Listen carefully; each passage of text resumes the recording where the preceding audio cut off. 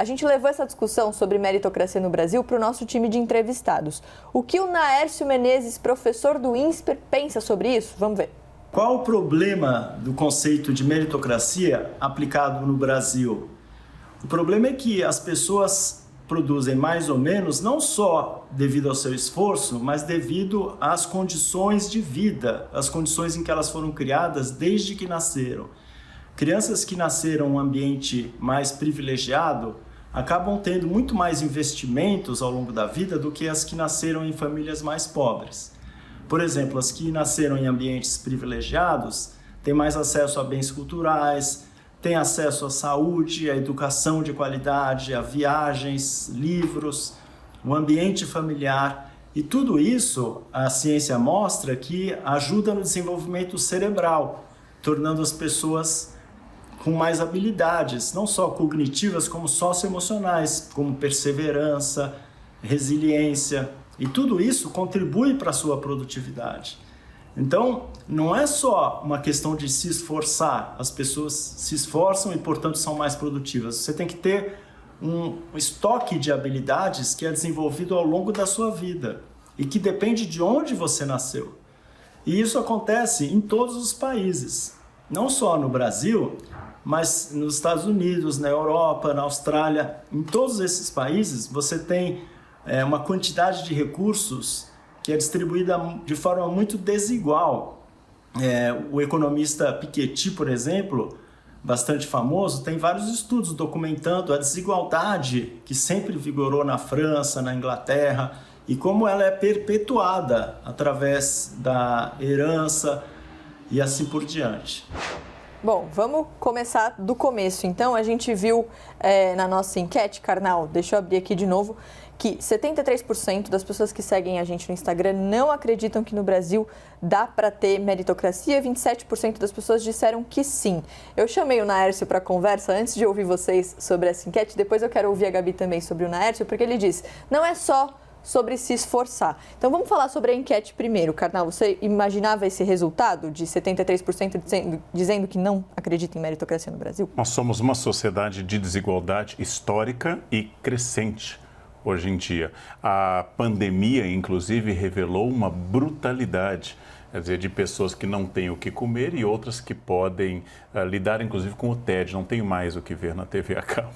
Então, é uma brutalidade essa desigualdade. Então, é fácil entender porque as pessoas não acreditam, porque nós temos que definir se a meritocracia é um conceito que explica tudo. Nós discutimos aqui no intervalo como você explica se tudo é determinado pelo que os pais dão, pelo meio social, pela carga genética, pelas escolas, como você explica que os irmãos sejam tão diferentes? Como você explica que pessoas de tanta proximidade social, genética, tenham um desempenho tão grande, tão variado? Como você explica, por exemplo, também foi discutido aqui, acho que a ideia foi também, se nós estivéssemos em outra sociedade, Neymar, que hoje é um homem milionário, se ele fosse na sociedade viking, onde só guerreiros muito grandes e muito fortes, capazes de imenso manejo das armas, poderiam ter algum sucesso. Quem seria Neymar na Noruega do século X? E em comparação a isso, então os valores mudam a esse respeito. O mérito explica diferenças. Eu sempre disse em palestras que dentro das mesmas condições, dentro das mesmas formações, quando você não tem sucesso, isto não pode ser explicado, a não ser pela explicação principal, mas não única, do esforço. Principal. O Karnal falou sobre a pandemia e a gente sempre lembra, né, como a pandemia vem, de certa maneira, colocando luz nessas desigualdades. E eu me lembrei daquele exemplo. Em maio do ano passado, saiu um dado sobre o Enem, né? Estava no meio daquela história do adia ou não adia o Enem. E aí, no site da CNN, a gente levantou um dado dizendo que 42% dos candidatos do Enem não tinham computador em casa, principalmente no Norte e no Nordeste. E 1 em cada 4 candidatos não tinham nem acesso à internet. E aí tem uma lógica um pouco cruel no sentido do esforço, claro, que é virar para essas pessoas e falar, mas você não se esforçou. O esforço esbarra nessa condição, né, Gabi? Por isso que a gente não pode achar que a meritocracia explica tudo. a gente não consegue dominar tudo aquilo que acontece na vida de uma pessoa a partir do quanto ela se esforçou ou não. E esse ideal de que você conquista um lugar de sucesso a partir do próprio esforço, ele é perverso e ele não induz um comportamento proativo se o perdedor, uma pessoa que numa situação de insucesso, se sente unicamente responsável por aquilo. Porque é muito mais difícil você conseguir se desvencilhar dessa situação. Então, não dá para dizer que uma sociedade é completamente meritocrática. Nunca vem a perspectiva, ainda que as condições de ponto de partida sejam equivalentes e que exista uma tentativa de minimização do impacto do capital na transferência de propriedade entre gerações. Mas a gente também não consegue dizer que o esforço, e o Karnal deu muito bem o exemplo dos irmãos que a gente estava conversando aqui, não sirva para nada.